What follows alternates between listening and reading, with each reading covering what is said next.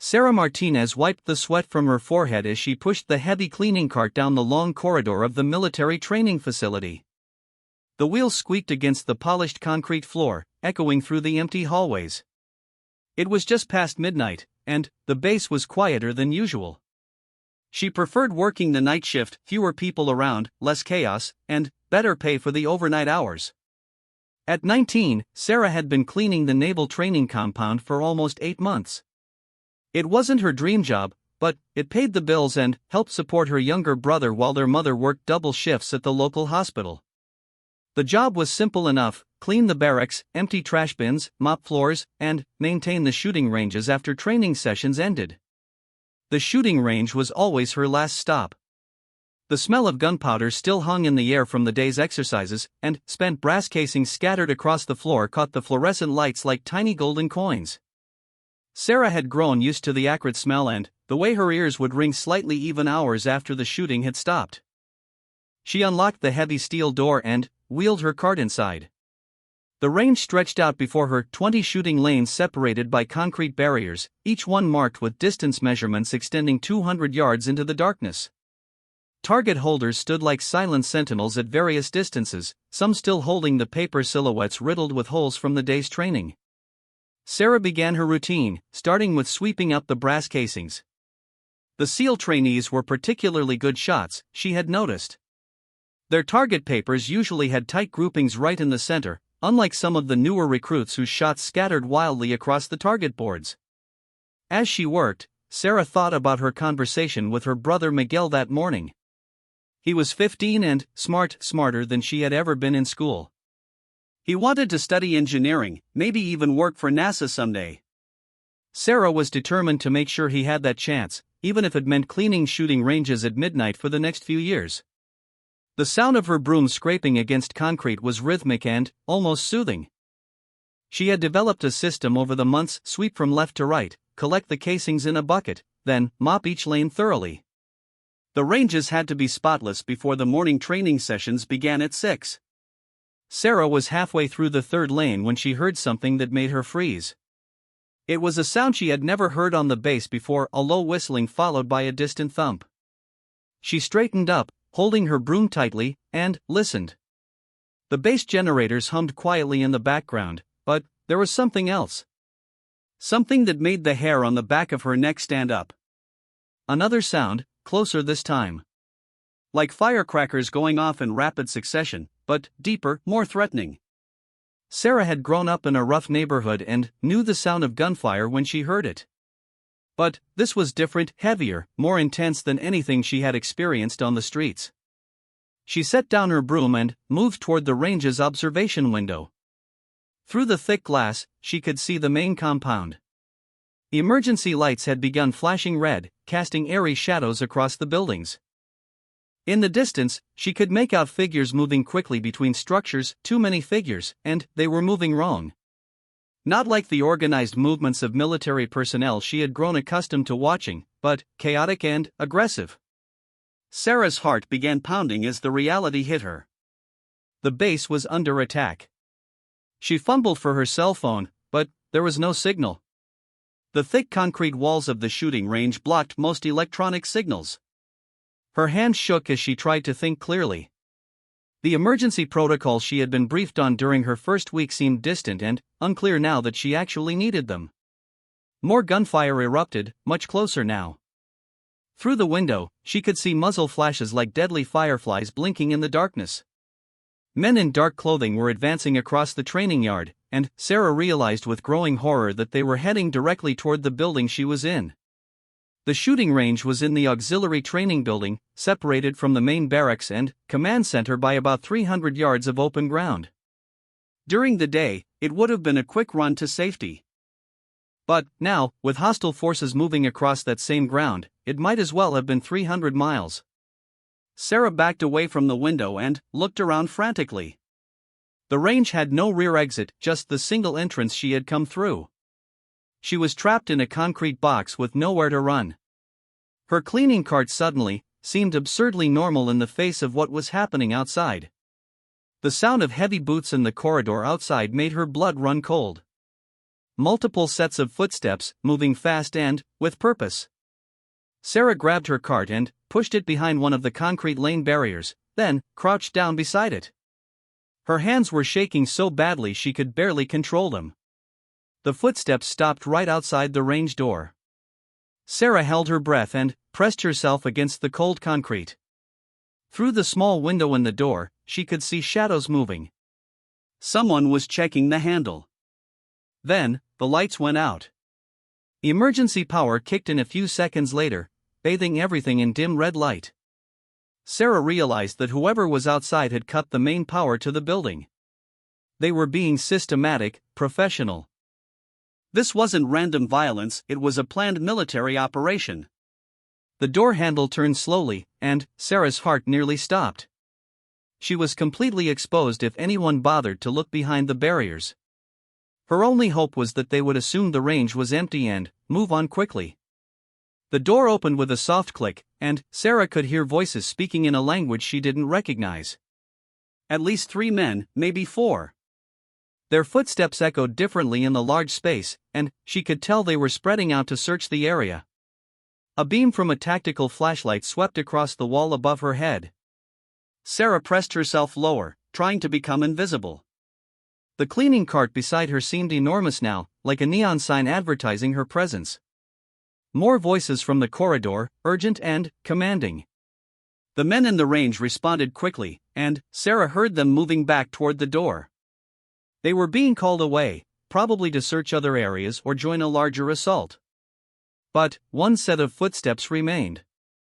Sarah could hear someone moving methodically down the shooting lanes, checking each position. The footsteps were getting closer. Lane by lane, the searcher was working his way toward her hiding spot. She closed her eyes and tried to control her breathing. Maybe if she stayed perfectly still, perfectly quiet, he would miss her. Maybe he would assume the area was clear and leave. The footsteps stopped just on the other side of her barrier. Sarah opened her eyes and found herself staring at a pair of black military boots just 3 feet away. Slowly, holding her breath, she raised her gaze. A man in dark tactical gear was standing at the end of her lane, his rifle raised and ready. Even in the red emergency lighting, she could see his face clearly. He was young, maybe in his late 20s, with sharp features and cold, calculating eyes. When those eyes met hers, Sarah knew her hiding was over. For a moment that seemed to last forever, they stared at each other. Sarah waited for him to raise his weapon, to shout for his companions, to end her life in this concrete tomb. Instead, he tilted his head slightly, studying her as if she were a puzzle he was trying to solve. Sarah saw his finger move toward the trigger guard of his rifle. Then, the lights went out again, and, in that split second of darkness, everything changed. The explosion came from somewhere deep in the main building, powerful enough to shake the concrete walls of the shooting range. In the darkness, Sarah heard the hostile soldier curse in his foreign language as debris rained down from the ceiling. The blast had knocked out even the emergency power system. Sarah pressed herself against the floor as chunks of concrete clattered around her. In the chaos and darkness, she heard the soldier stumble and fall. His rifle clattered across the concrete, sliding somewhere into the blackness. For a few precious seconds, neither of them could see anything. When the emergency lights flickered back on, casting their eerie red glow across the range, Sarah saw the soldier scrambling to find his weapon. He was disoriented, blood trickling from a cut on his forehead where falling debris had struck him. His rifle had slid under the concrete barrier into the next lane. Sarah realized this might be her only chance. While the soldier crawled toward his weapon, she quietly moved in the opposite direction, staying low and using the concrete barriers as cover.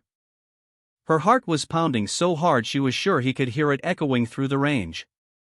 She made it 3 lanes away before the main doors burst open again.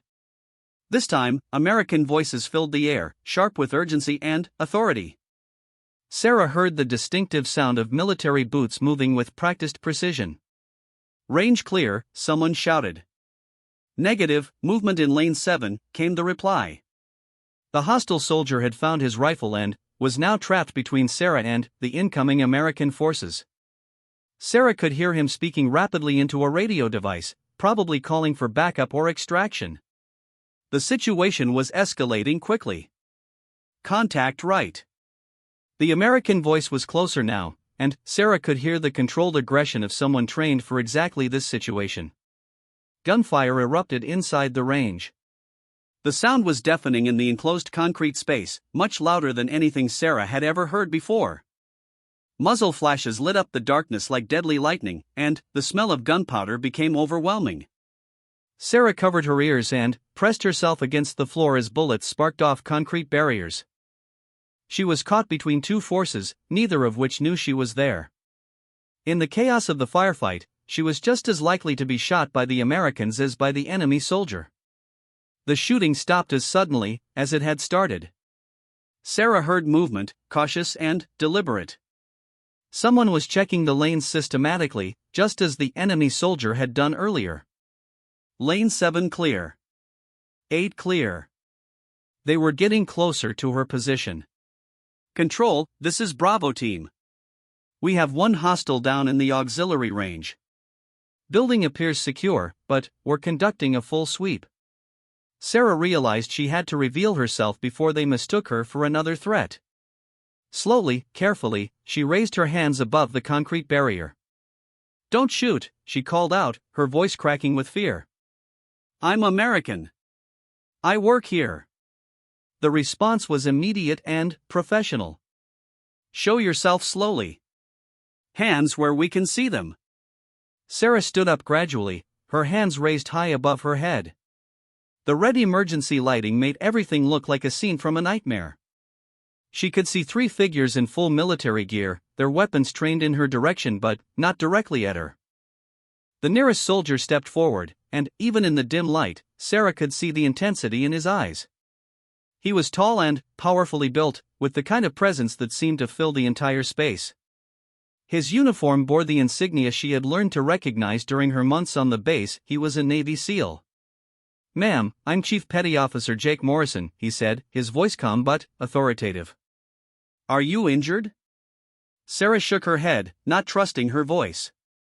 Now that the immediate danger seemed to have passed, the full impact of what she had just experienced was hitting her. Her legs felt weak, and she was shaking uncontrollably. "What's your name? What are you doing here?" Morrison asked, lowering his weapon but keeping it ready.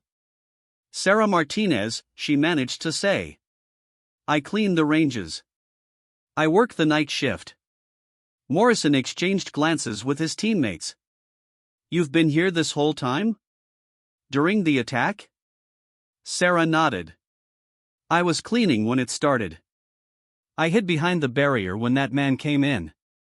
One of the other SEALs was examining the body of the hostile soldier. "Chief, this guy's got some serious hardware. Professional-grade equipment, military training. This wasn't some random attack." Morrison moved closer to Sarah, his expression serious. "Miss Martinez, we need to get you out of here. The situation isn't over yet. We've secured this building, but there are still hostiles on the base." As if to emphasize his point, the sound of distant gunfire echoed from the direction of the main compound. Sarah could see through the observation window that fires were burning in several buildings, and the flashing emergency lights continued their urgent rhythm.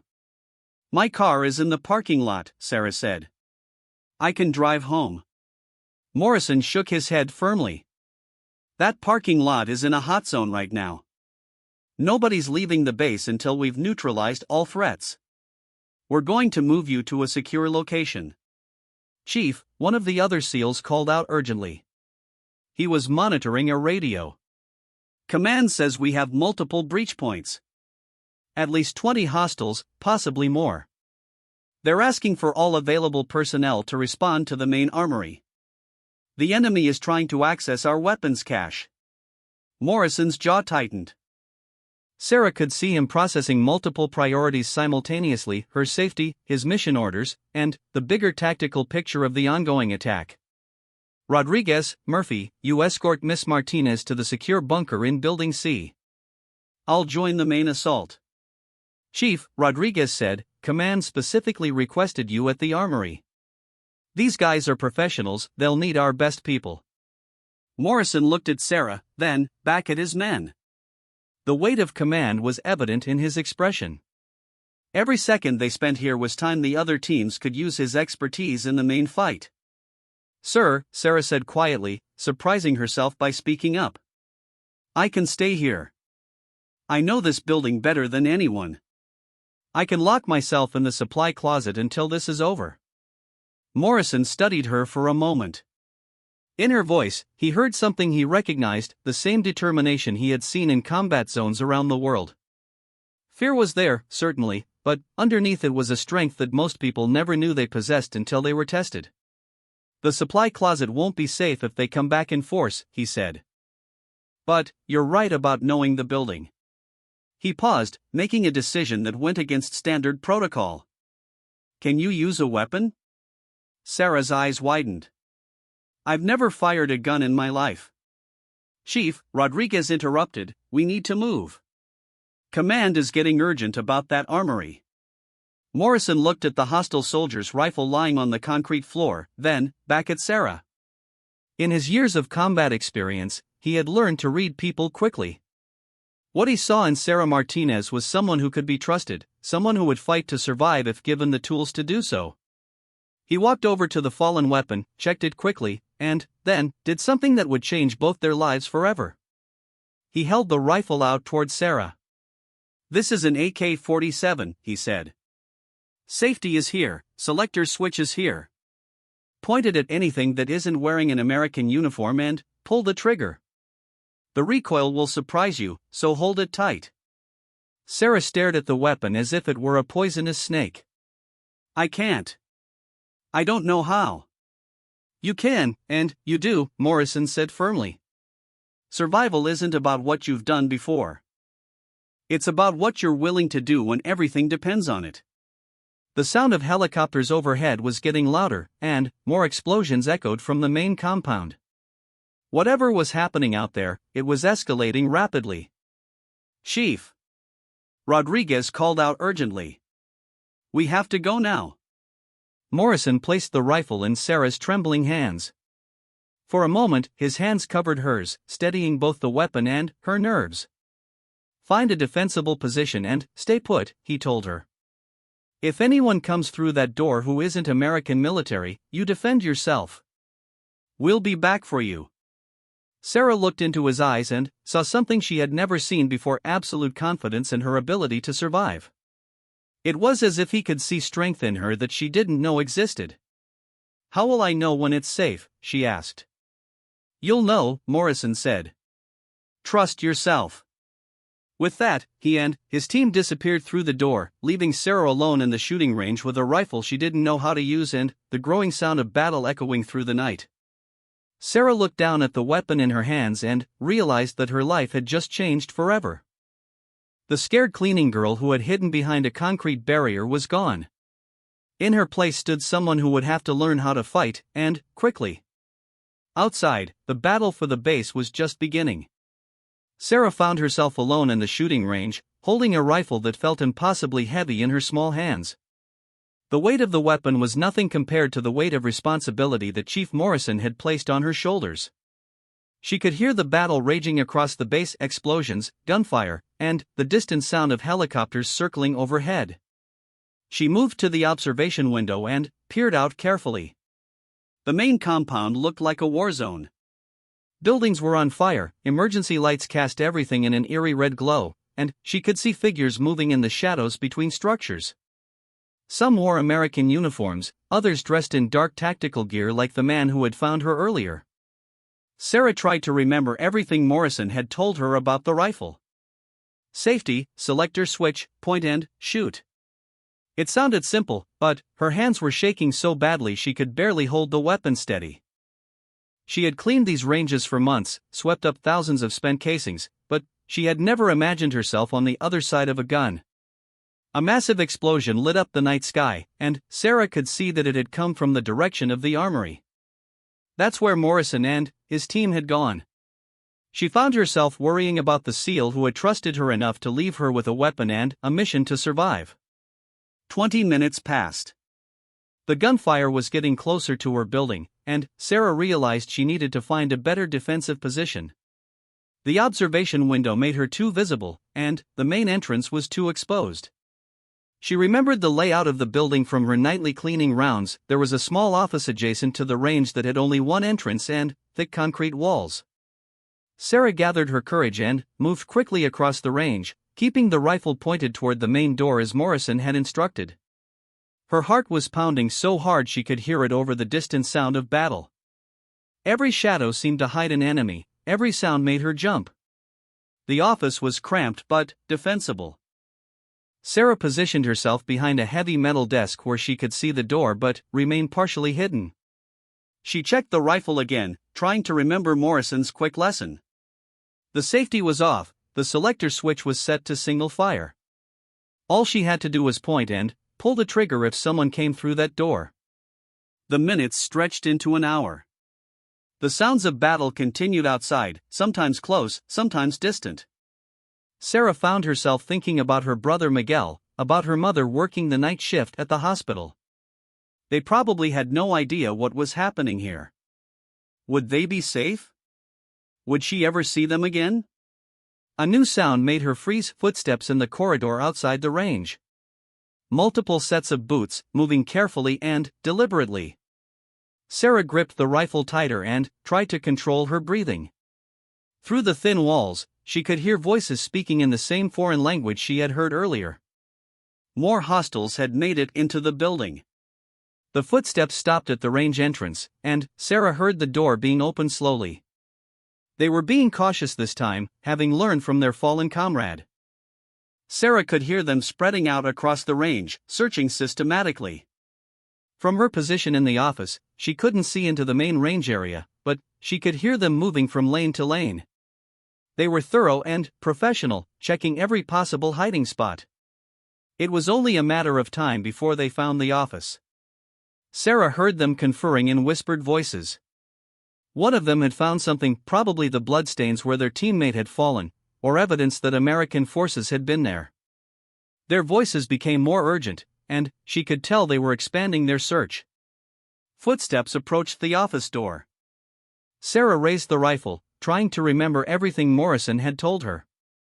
Pointed at anything that isn't wearing an American uniform. The weapon felt enormous in her hands, but she forced herself to aim it at the door. Her finger found the trigger. The door handle turned slowly. Sarah held her breath and tried to steady her aim. The door began to open, revealing a slice of the red-lit corridor beyond. A shadow moved in the doorway. A figure stepped into the office, a man in dark tactical gear, carrying an assault rifle. He was scanning the room methodically, and his eyes hadn't yet adjusted to the deeper shadows where Sarah was hidden behind the desk. For a moment, they were both perfectly still. Sarah could see his face clearly in the red emergency lighting. He was older than the first soldier, with hard features and the kind of scars that spoke of extensive combat experience. This was a professional warrior, someone who had killed before and wouldn't hesitate to kill again. His eyes found her. Sarah saw his rifle beginning to swing in her direction and knew she was out of time. All of Morrison's instructions crystallized in her mind: point, aim, fire. Survival isn't about what you've done before. It's about what you're willing to do when everything depends on it. Sarah pulled the trigger. The rifle kicked harder than she had expected, slamming back into her shoulder and nearly knocking her over. The sound in the confined space was deafening, and muzzle flash temporarily blinded her. But even before her vision cleared, she knew she had hit her target.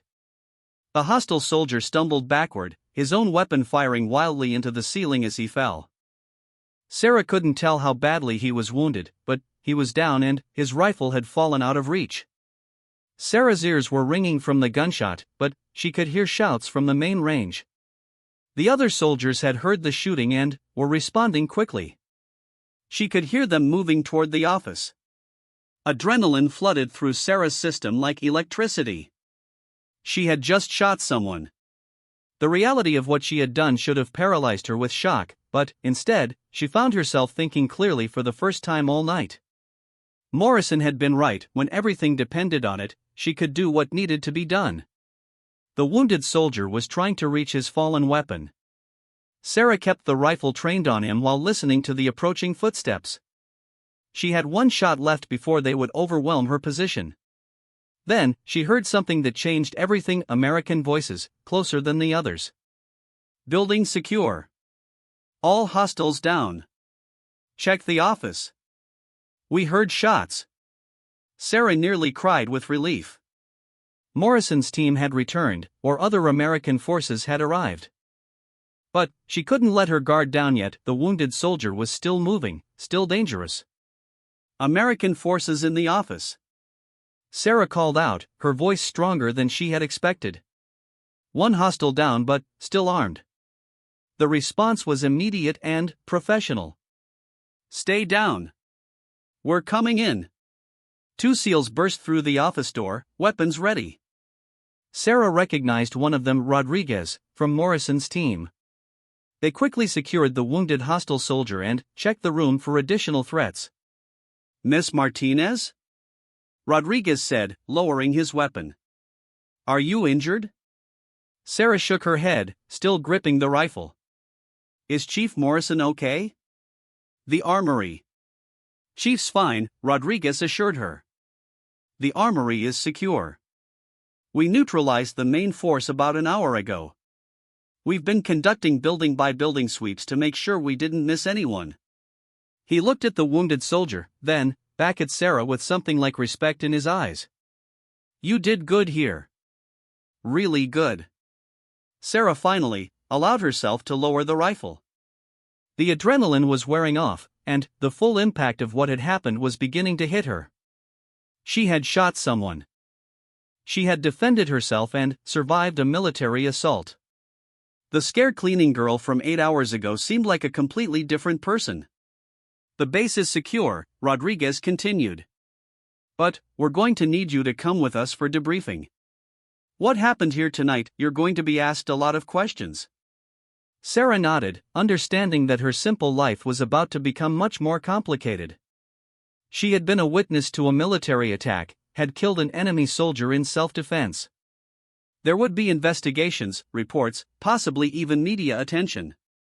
As they escorted her from the building, Sarah saw the full extent of the damage for the first time. Several structures were still smoking, emergency vehicles filled the compound, and armed personnel were everywhere. It looked like a battlefield, which she supposed it had been. Chief Morrison was waiting by the main command building, coordinating with other team leaders. When he saw Sarah approaching under escort, he broke away from his group and walked over to them. Miss Martinez, he said, and Sarah could hear relief in his voice. Rodriguez filled me in on what happened. You did exactly what you needed to do. Sarah looked at this man who had changed her life forever by trusting her with a weapon and the responsibility to use it. In his eyes, she saw the same confidence he had shown earlier, but now it was mixed with something else, pride. Chief, she said quietly, thank you. For believing I could do it. Morrison nodded. I knew you could. The question now is what you want to do next. Sarah didn't understand what he meant until he continued. The Navy has programs for people who show the kind of courage you showed tonight. If you're interested, there are paths that could lead to training, education, a career that would make use of the strength you discovered tonight. Sarah thought about her brother Miguel, about his dreams of engineering school and NASA. She thought about her mother working double shifts and her own future cleaning shooting ranges at midnight. Tonight had shown her that she was capable of far more than she had ever imagined. I'd like to hear about those programs, she said. Morrison smiled. I thought you might. First, though, we need to get you through the next few days. There will be debriefings, paperwork, probably some counseling to help you process what happened. But, after that, if you're serious about exploring your options, I'll make sure you talk to the right people. As dawn began to break over the base, Sarah realized that the worst night of her life had also been the night she discovered who she really was. She had faced fear and danger and found strength she never knew existed. The cleaning girl was gone forever, replaced by someone ready to fight for her future and her family's dreams. The attack on the naval base made national news, but Sarah's name was never mentioned in the reports. The details of her involvement remained classified, known only to the military personnel who had been there that night. But, within certain circles, the story was told of a 19-year-old cleaning girl who had been handed a rifle by a Navy SEAL and had used it to defend herself against professional soldiers. 6 months later, Sarah Martinez graduated from Navy boot camp at the top of her class. Her brother Miguel received a full scholarship to study engineering, funded by a military education program. Their mother was finally able to cut back to single shifts. Chief Morrison attended Sarah's graduation ceremony. Afterward, they stood together watching the new recruits marching in formation. "Any regrets?" Morrison asked. Sarah thought about that night in the shooting range, about the moment when everything had changed. "None," she said. "That night you gave me more than a rifle. You gave me a future." Morrison nodded. "You gave yourself a future. I just handed you the tool to fight for it." As Sarah prepared for advanced training that would eventually lead to her own specialized role in naval operations, she often thought about that night. She had learned that courage wasn't the absence of fear, it was the decision to act in spite of fear when everything important was at stake.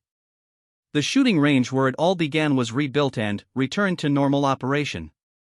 But, sometimes, late at night when the base was quiet, the instructors would tell new recruits the story of the cleaning girl who had held off enemy soldiers with a rifle she had never fired before. It became a legend that inspired others to push beyond their own limitations, to discover strength they didn't know they possessed. And, somewhere in the story, always, was the lesson that Chief Morrison had taught Sarah that night: survival isn't about what you've done before. It's about what you're willing to do when everything depends on it. Sarah Martinez had learned that lesson well, and it had changed not just her life, but the lives of everyone she would go on to serve and protect in the years that followed.